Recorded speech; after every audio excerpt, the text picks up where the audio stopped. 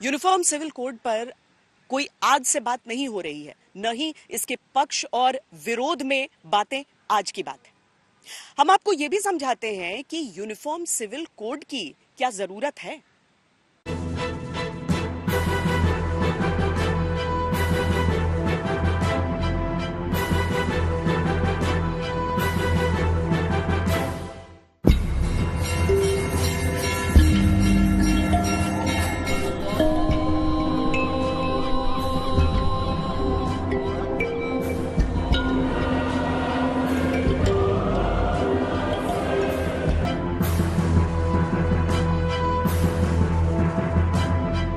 देश एक है, तमाम दूसरे कानून भी एक है, तो निजी कानून अलग अलग क्यों?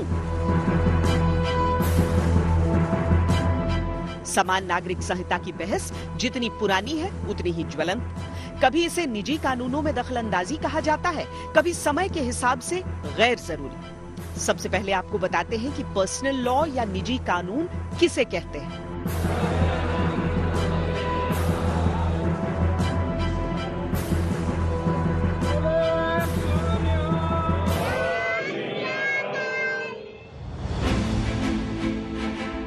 पर्सनल लॉ ऐसे कानून होते हैं जो धर्म, जाति, विश्वास और परंपराओं के आधार पर बने होते हैं।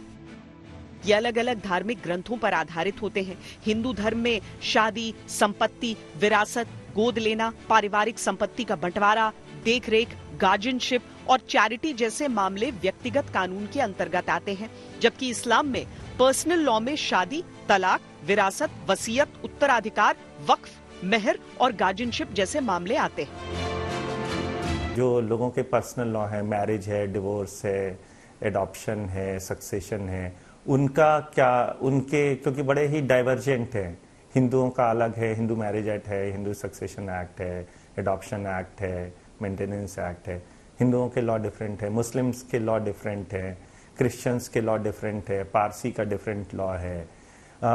स्पेशल मैरिज एक्ट है जिसके अंदर जो कोई भी मान लीजिए दो डिफरेंट रिलीजन के लोग कोई शादी करते हैं तो उन पे different law, special marriage act के प्रोविजंस अप्लाई करते हैं।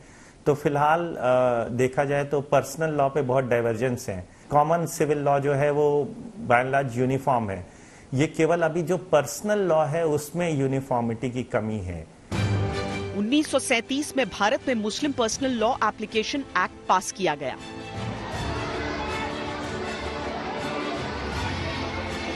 इस कानून को लागू करने का मकसद भारत के मुसलमानों के लिए एक इस्लामिक कोड तैयार करना था। उसके बाद से ही मुस्लिमों की शादी, तलाक, विरासत पर फैसले इस एक्ट के तहत ही होते आ रहे हैं। ये एक्ट शरीयत पर आधारित है जिसको मुसलमान मानते हैं। ये असल में ये मेरे नजदीक ना ये एक सियासी इशू है, इलेक्शन का इशू नहीं है, ये कम्युनल इशू भी नहीं है, ये कॉन्स्टिट्यूशन ऑफ इंडिया का इशू है। लॉ कमीशन ने अपनी 2018 की रिपोर्ट में ये कहा कि वेरियस पर्सनल लॉज का कोडिफिकेशन सरकार को करना चाहिए। सरकार ने हिंदू कोड बिल लाया, जवाहरलाल नेहरू जी ने 1951 में, और 4 साल लगे हिंदुओं को तमाम को समझाने में, तब वो कोड बिल पास हुआ। जैसे हिंदू कोड बिल नेहरू जी ने पास करवाया था, उसके बाद की सरकारों को चाहिए था कि वो मुस्लिम कोड बिल भी पास करवा देती, तो ये मसला नहीं रहता।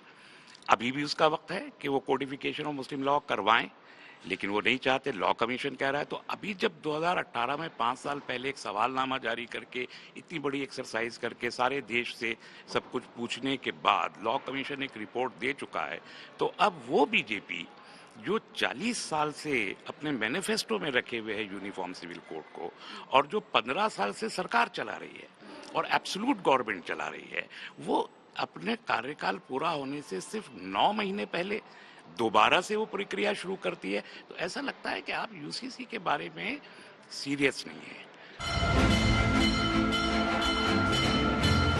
1950 के दशक में हिंदुओं के लिए भारत में हिंदू कोड बिल लाया गया था।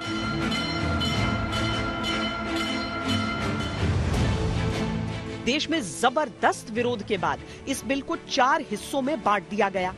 तत्कालीन प्रधानमंत्री जवाहरलाल नेहरू ने इसे Hindu marriage act, Hindu succession act, Hindu adoption and maintenance act और Hindu minority and guardianship act में बांट दिया था।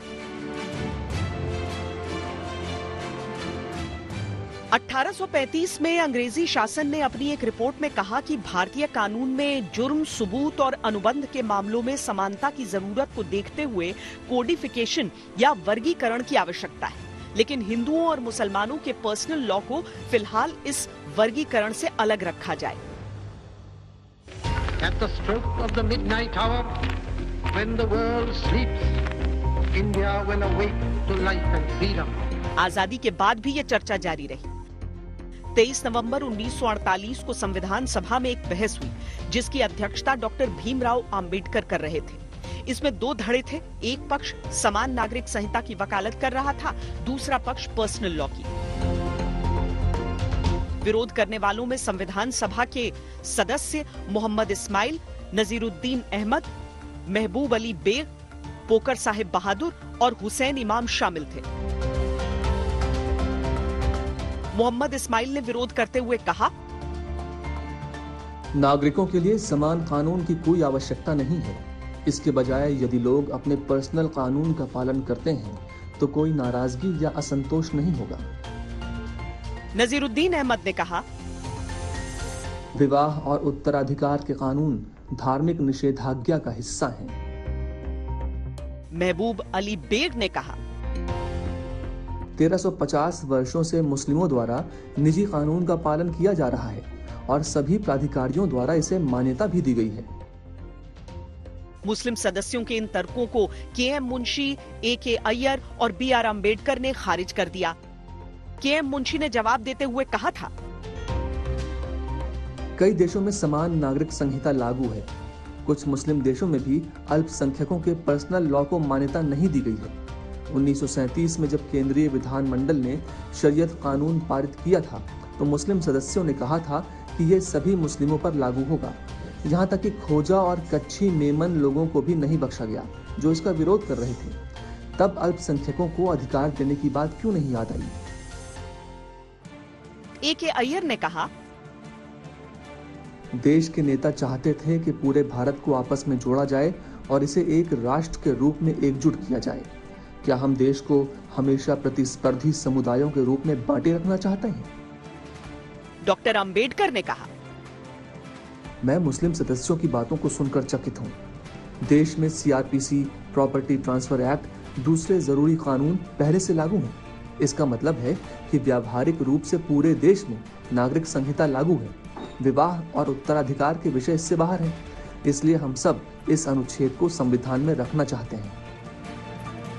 इस पर संविधान सभा के कुछ मुस्लिम सदस्यों ने माना कि कुछ समय बाद भारत में समान नागरिक संहिता लागू हो सकती है। नजीरुद्दीन अहमद ने कहा, देश को समान नागरिक संहिता का लक्ष्य रखना चाहिए, लेकिन ये धीरे धीरे और लोगों की सहमति से होना चाहिए।